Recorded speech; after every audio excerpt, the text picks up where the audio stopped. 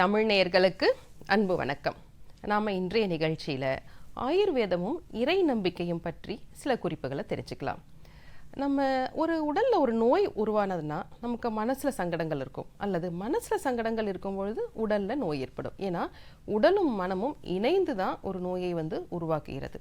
So அந்த வகையில் நம்ம இன்றைக்கு பெரும்பாலான சிகிச்சை பார்த்திங்கன்னா நம்ம மாத்திரை சாப்பிடுவதாக இருக்கட்டும், அல்லது வேறு ஏதாவது சிகிச்சை எடுத்துக்கொள்வதாக இருக்கட்டும், உடல் சார்ந்ததாக இருக்குது.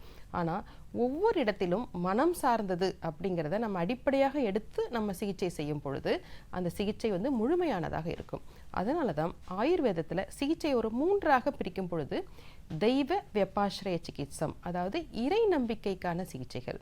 அடுத்ததாக பார்த்தீங்கன்னா யுக்தி வெப்பாசிரியம், அதாவது பகுத்தறிவுடன் நமக்கு அந்த நோயாளியை அணுகி சிகிச்சை செய்வது. அதற்கு பிறகு பார்த்தீங்கன்னா சத்வாவஜயம், அவர்களுடைய மனோபலத்தை அதிகரிப்பது, சைக்கலாஜிக்கல் நம்ம அணுகுமுறை அப்படின்னு சொல்லுவோம். இது 3 அடிப்படை தூண்களாக சிகிச்சையில் சொல்லியிருக்காங்க. அதில் முதலாவதாக சொல்லியிருக்கு தெய்வ வெப்பாசிரியம்.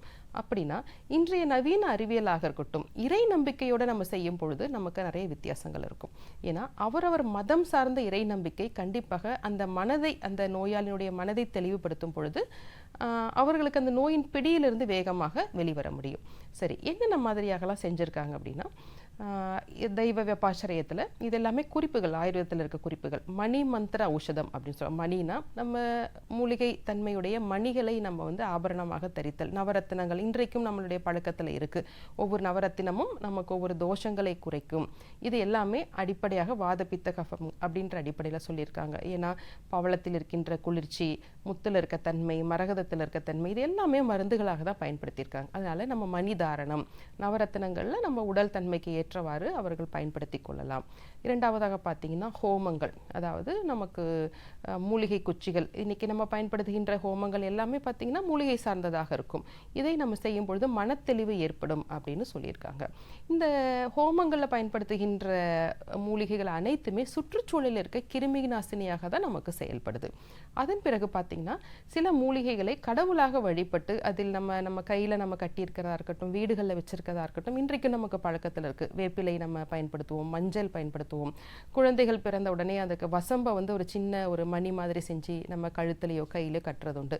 இது எல்லாமே ஔஷத தாரணம், அதாவது மூலிகைகளை நம்ம ஆபரணங்களாகவோ அல்ல நம்மளுடைய அருகாமையிலையோ நம்ம பயன்படுத்தும் பொழுது அந்த நோயினுடைய தன்மை வேகமாக குறையும்.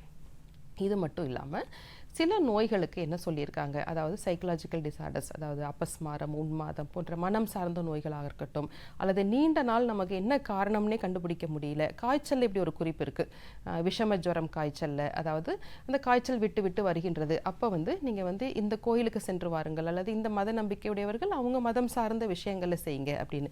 இது அனைத்துமே எப்படி வேலை செய்யுதுன்னா அதுலேயும் குறிப்புகள் சொல்லியிருக்க பிரபாவத்தின் மூலியமாக வேலை செய்கிறது. அதாவது இன்னதென்று கணிக்க முடியாது, ஆனால் இந்த செய்கைகள்லாம் செய்யும் பொழுது அந்த நோயின் தீவிரத்தன்மை வேகமாக குறைகிறது. அல்லது அந்த மருத்துவர் சிகிச்சை அளிக்கும் பொழுது இந்த இறை நம்பிக்கை கூடிய விஷயங்களை செய்து சிகிச்சை அளிக்கும் பொழுது அந்த சிகிச்சையின் பலன் முழுமையாக கிடைக்கிறது அப்படிங்கிறது தான் குறிப்புகள். ஏன்னா இதை மட்டுமே செய்ய வேண்டும் அப்படிங்கிறது குறிப்பு கிடையாது.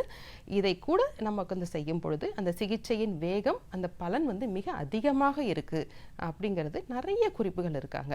ஏன்னா ஒவ்வொரு இடத்துலையும் நமக்கு மனத்தின் தன்மை அடிப்படையானதாக இருக்கு. ஒருவருடைய நோயாளியின் மனம் தெளிவாக இருக்கும் பொழுது அந்த நோயின் பிடியிலிருந்து ஒரு வேகமாக நமக்கு வெளியேற முடியும். இப்படி ஆயுர்வேதம் அனைத்துமே இறை நம்பிக்கை சார்ந்ததாக பல விஷயங்கள் நமக்கு ஒவ்வொரு நோய்க்குமான குறிப்புகளில் சொல்லியிருக்காங்க. சரி நேயர்களே, இன்றைய நிகழ்ச்சியில் ஆயுர்வேதம் இறை நம்பிக்கை என்ற தலைப்பில் சில குறிப்புகளை தெரிந்து கொண்டோம். வேறொரு நிகழ்ச்சியில் சந்திக்கலாம். நன்றி.